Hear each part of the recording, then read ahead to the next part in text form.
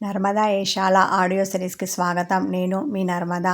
నేను రాసి మీకు వినిపిస్తున్న మరో hot touching love story 'agreement marriage' భాగం 12.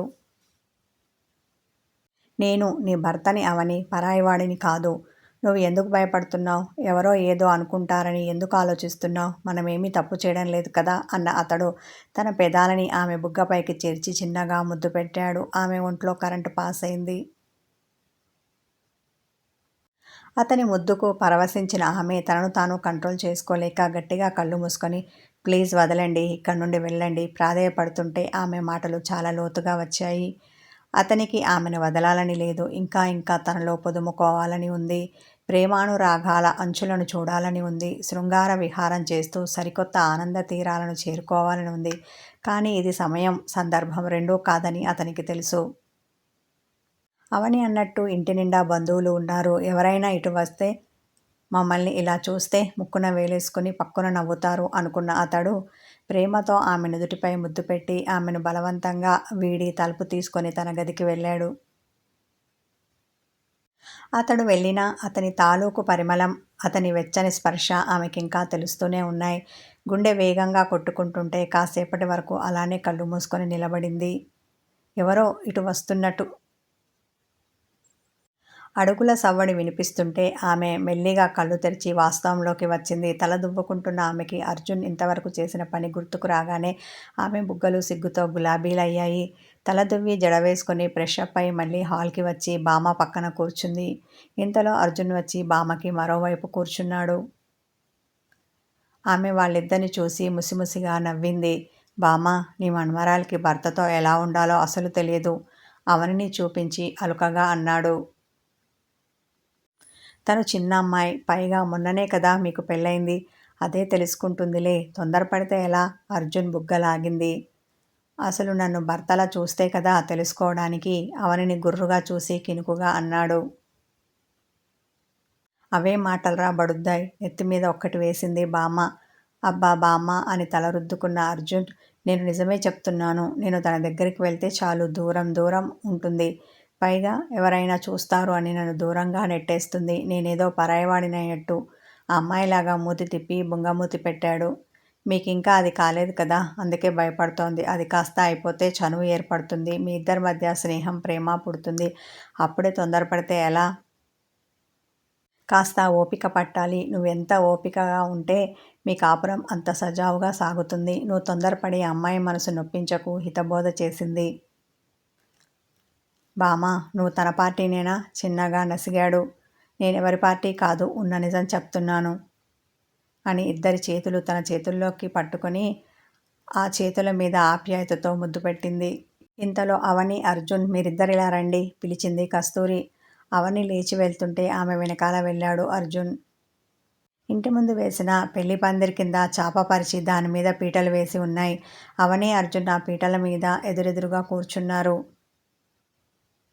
మొదట ఒకరి చేతికి కట్టిన కంకణాన్ని మరొకరు విప్పమని చెప్పారు. అలా అవని చేతికి ఉన్న కంకణాన్ని అర్జున్ విప్పగా అర్జున్ చేతికి ఉన్న కంకణాన్ని అవని విప్పింది. ఆ తర్వాత అర్జున్ పెళ్లిలో అవని మెడలో కట్టిన తాళికి నల్లపూసలు, పగడాలు, ముత్యాలు దారంతో గుచ్చి వాటిని బంగారు తాడికి జత చేశారు. ఆ తర్వాత ఆ బంగారు మంగళసూత్రాన్ని అర్జున్ చేత అవని మెడలో వేయించారు. ఈ కార్యక్రమం అంతా అయ్యేసరికి మధ్యాహ్నం అయ్యింది. పెళ్ళైనప్పటి నుండి వధువుతో ఈ రోజు వరకు ఎలాంటి పనులు చేయించలేదు. ఇక ఇప్పటి నుండి ఇంటి పనులు చేయించాలి అనుకున్న పెద్దవాళ్ళు ముందుగా వచ్చి బంధువులందరికీ భోజనాలు వడ్డించమని అవనికి పనిని పురమాయించారు. తల ఆడించిన అవని ఆ పని చేసింది. చివరగా తన భర్తకు వడ్డించింది. అతడు తింటూ ఆమెను తినమని గోరుముద్ద అందించాడు. సిగ్గుపడుతూ తినేసింది. భోజనాలైన తర్వాత వచ్చిన వాళ్ళు వెళ్ళారు. వదినా, మేం కూడా వెళ్తాం. మళ్ళీ చీకటి పడ్డాక ఎలాగూ రావాలి కదా, వచ్చేటప్పుడు కార్యానికి కావలసిన వస్తువులన్నీ తీసుకొని వస్తాం కస్తూరితో అన్నది మధుమతి. ఆ విషయం మీరు మీ అమ్మాయికి చెప్పారా? నేనైతే చెప్పలేదు అన్నది కస్తూరి. అవునా, నేను కూడా అనలేదు వదినా. సరే, ఇప్పుడే దానికి విషయం చెప్తాను. అప్పటికప్పుడు అంటే కంగారు పడుతుందేమో, మెంటల్గా అది కొంచెం ప్రిపేర్ అవ్వాలి కదా చిన్నగా నవ్వింది మధుమతి. నిజమే, ఆమె నవ్వులో నవ్వు కలిపింది కస్తూరి. చీర మార్చుకొని తన గదిలో విశ్రాంతి తీసుకుంటున్న అవని దగ్గరికి వచ్చింది మధుమతి. అవని మేమింటికి వెళ్తున్నాం అంటూ వచ్చి ఆమె పక్కన కూర్చుంది.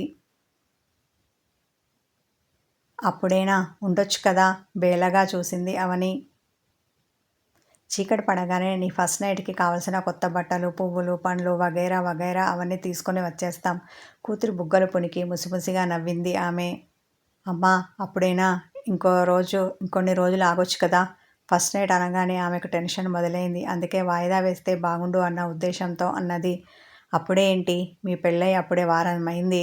ఇంకా లేట్ చేస్తే బాగోదు. ఇప్పటికే అల్లుడు గారు ఏమనుకుంటున్నారో ఏమిటో అర్జున్ వైపు నుండి ఆలోచించింది.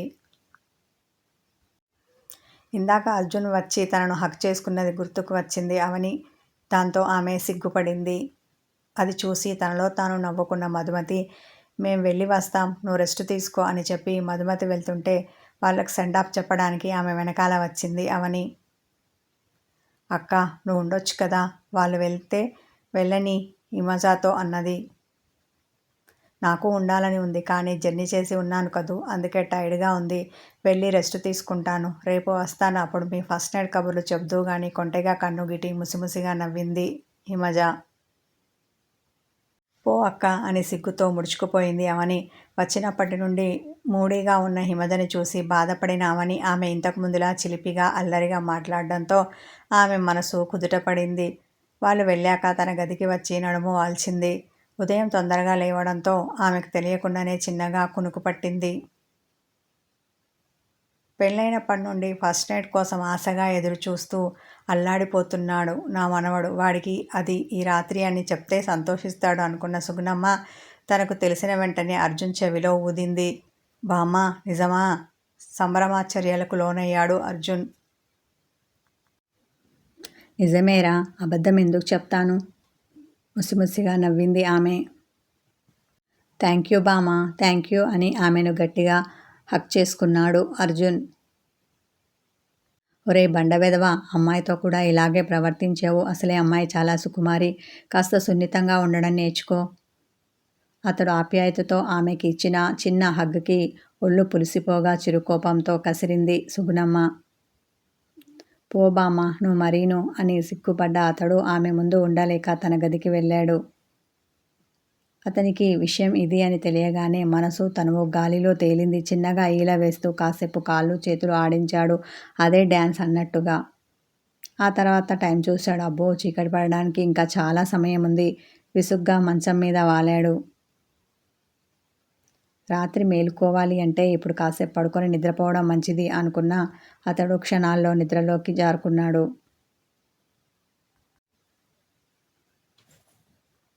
పెళ్లి రోజు నుండి పనులతో బాగా అలసిపోయాను మధుమతి. పెద్ద వయసు కదూ, అవనితో పాటుగా ఆ ఇంటికి ఈ ఇంటికి బోలెడుసార్లు తిరిగాను. ఇక ఈ బ్యాటింగ్ ఆడడం నా వల్ల కాదు. నువ్వేమీ అనుకోకు. ఈరోజు నేను నీతో పాటు అవని ఇంటికి రాలేను. నేను ఈరోజు ఇక్కడే ఉండి రెస్ట్ తీసుకుంటాను.